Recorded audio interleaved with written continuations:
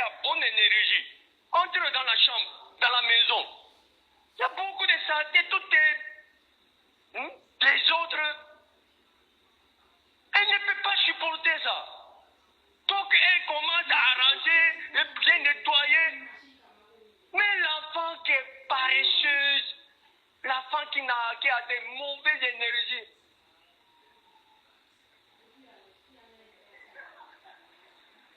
pour juste avoir petit espace pour dormir. Donc elle déplace seulement, sans arranger. Déplace un peu. C'est espace.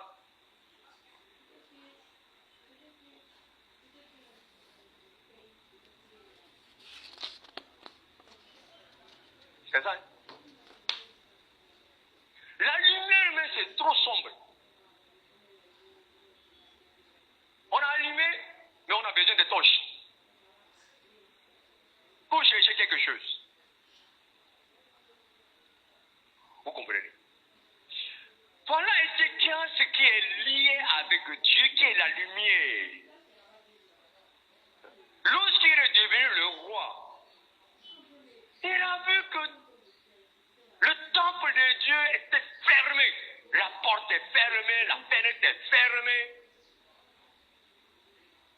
Dans son corps, il y a l'énergie spirituelle, c'est-à-dire la force spirituelle qui est en lui. Parce qu'il est lié avec Dieu qui est la force. Donc, dans son cœur, il y a un cœur qui veut travailler. Dès qu'il est devenu le roi d'Israël, il a commencé à ouvrir toute la porte. Et puis il a fait sortir tout. Et puis il a commencé à nettoyer propre.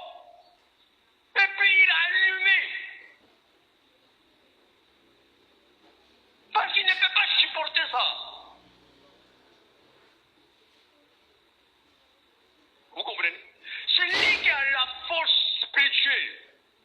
Il ne peut pas accepter ce qu'est Chanel. Il ne peut pas accepter.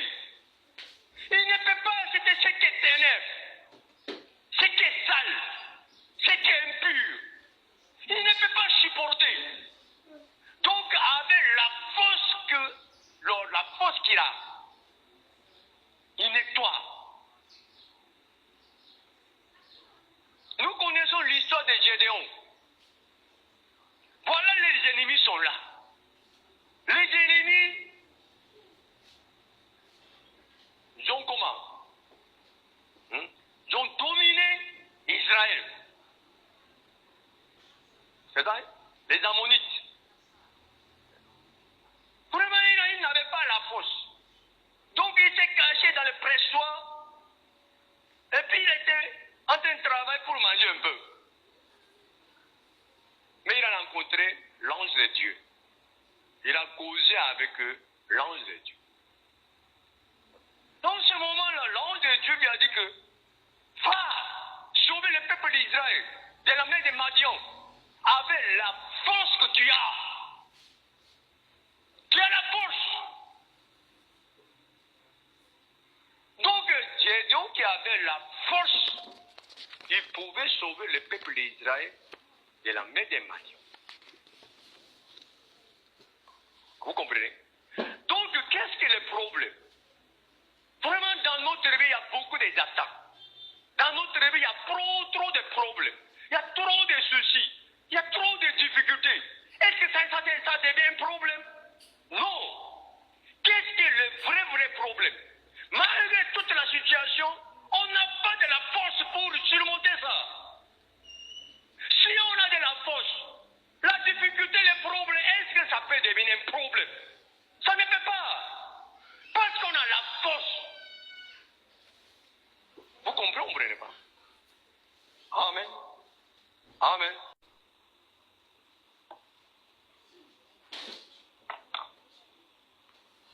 Le verset 1.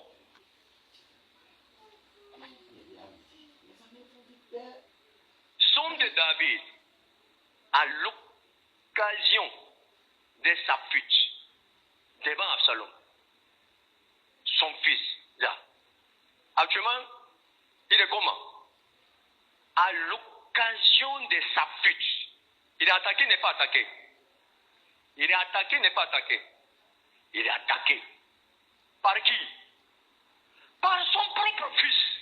Dieu. Il est attaqué par son propre fils. Le verset 2. Ô Éternel, que mes ennemis sont nombreux. Que mes ennemis sont nombreux jusqu'à mon propre enfant. Ce n'est pas qu'Absalom seulement, il s'oppose à moi, il s'élève contre moi. Non. Absalom est un de ses ennemis. Que mes ennemis sont nombreux. Quelle multitude s'élève contre moi jusqu'à mon propre enfant. C'est moi qui ai élevé cet enfant. C'est mon enfant. C'est mon enfant. Ce n'est pas un enfant adopté. C'est mon enfant. Mon enfant même s'élève contre moi. C'est quel chien. 3. Combien qui disent à mon sujet plus de salut pour lui auprès de Dieu. Ça, les gens ont dit. Combien qui disent, ça veut dire qu'ils sont nombreux, ils ne sont pas nombreux. Ils sont nombreux. Ils ont dit quoi? Tu as trop de problèmes. Tu as trop de difficultés. S'ils pensent, ça serait mieux. Et il dit quoi? Plus de salut pour lui auprès de Dieu. Voilà. Dieu l'a abandonné. Si Dieu ne l'a pas abandonné, est-ce qu'il peut rencontrer ces gens de difficultés? Ce n'est pas un, ce n'est pas deux, ce n'est pas trois. Il a trop de soucis, il a trop de problèmes, comme si Dieu l'a abandonné. Amen. Effectivement, il a fait quoi? Il a violé Bathsheba, il a tué Uri, il a fait trop de bêtises. Voilà maintenant son propre fils est en train de s'élever contre lui. Il a fait goûter ça, il a réussi, et David il est en train de fuir. Pendant sa fuite, il est en train de dire ça. Les gens ont dit quoi? Plus de salut pour lui auprès de David. Ce n'est pas lui, ce n'est pas Shimei seul a dit ça. Il y a plein de personnes qui ont parlé comme ça. Ce n'est pas Shimei seulement. Combien qui disent à mon sujet plus de salut. Il a rencontré Lion, il a rencontré Urus, il a rencontré Goliath. Oui, il était sauvé. Dieu a travaillé pour lui. Oui, Saül voulait le tuer, mais Dieu l'a sauvé. Mais maintenant, à travers tout ce qui s'est passé, il n'y a plus de salut. C'est fini même. C'est fini. 4. Mets-toi, ô Éternel, tu es mon bouclier, tu es ma gloire, tu relèves ma tête. Là. Maintenant, on voit quoi? Contre-attaque. C'est contre-attaque. Vous comprenez? Maintenant, il est attaqué. Mais il devait réagir. Comment il a réagi? Il a lutté contre ses difficultés. Il a lutté contre ses problèmes. Non. Tu es mon bouclier. Tout le monde dit que Dieu t'a abandonné. Non. Tu es mon bouclier. Dieu est ma gloire. Dieu va relever ma tête. Ça c'est quoi? Ça se passe dans son cœur. Ça se passe dans son cœur. 5. De ma voix, j'écris à l'Éternel et il me répond de sa montagne sainte. De ma voix, j'écris à l'Éternel et il me répond de sa montagne sainte. Pause. Pause, ça veut dire quoi?